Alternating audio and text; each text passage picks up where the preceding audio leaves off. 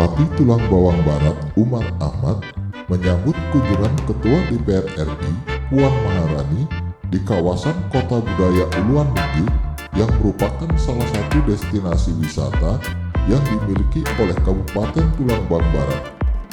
Dari Uluan Nugik, Puan Maharani kemudian mengunjungi sejumlah objek destinasi wisata lainnya, di antaranya Komplek Islam Center dan kawasan Maseno Gerbang Bumi bagian selatan yang berada di Tiuk Kata, Kecamatan Tulang Bawang Udi.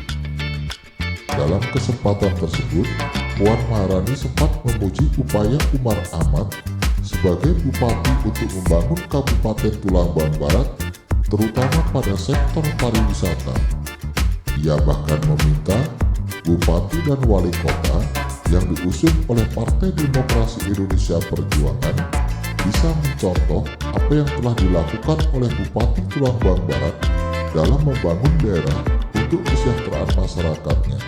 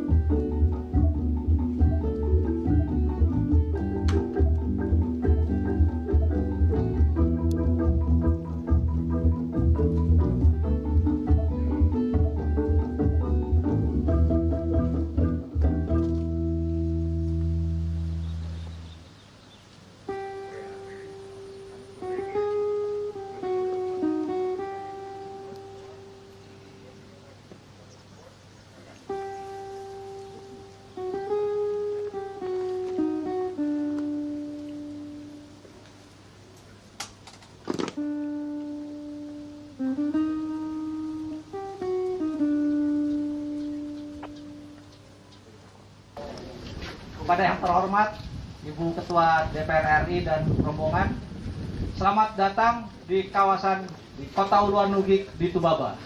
Barusan telah kita saksikan pertunjukan serdam, seruling dari Lampung, dan juga telah kita saksikan pertunjukan tarian Nenemo, sebuah tarian yang dikerjakan berdasarkan filosofi Tubaba, Nemen Nedes Nerimo, yang artinya bekerja keras, konsisten, dan ikhlas.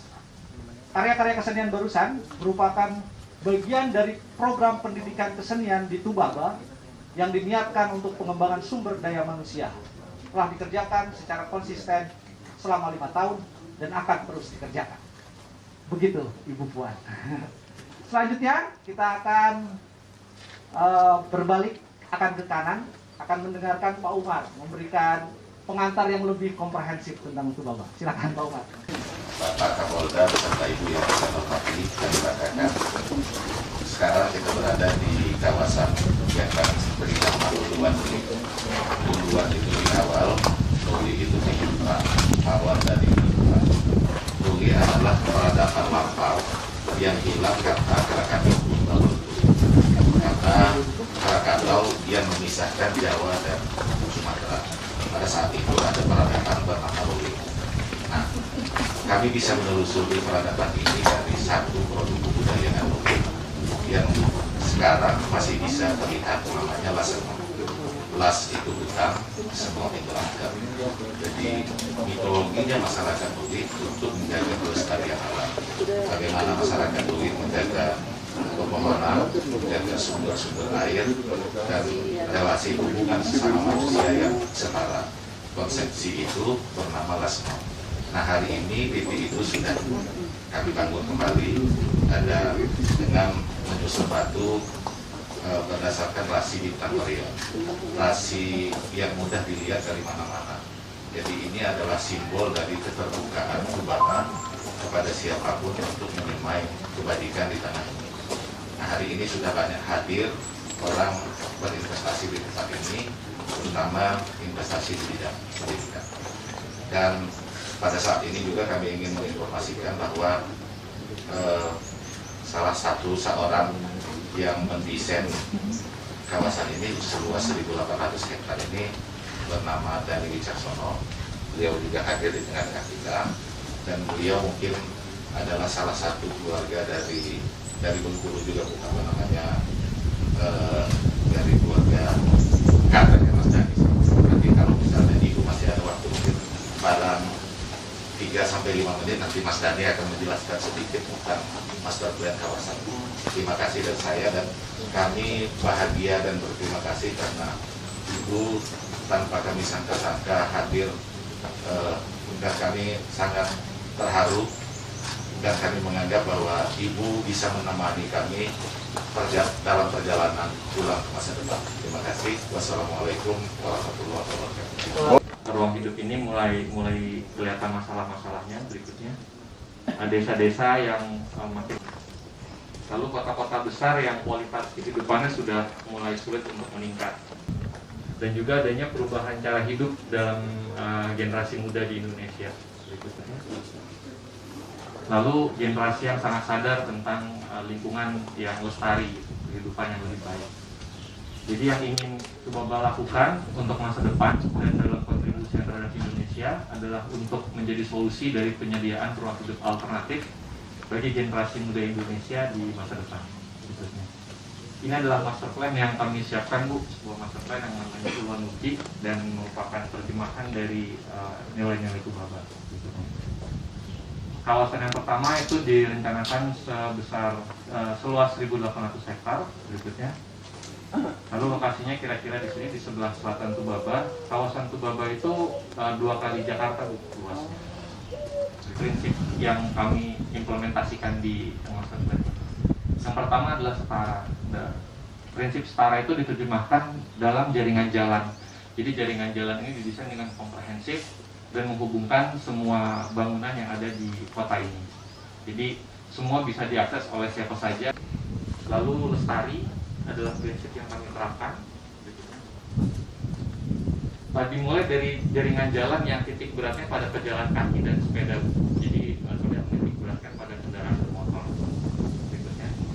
Lalu luas area kota yang dibangun hanya sebesar 40%, yang 60% itu dijadikan ruang terbuka hijau, dan berikutnya juga area untuk bercocok tanam. Jadi penduduk bisa bercocok tanam di tengah kota.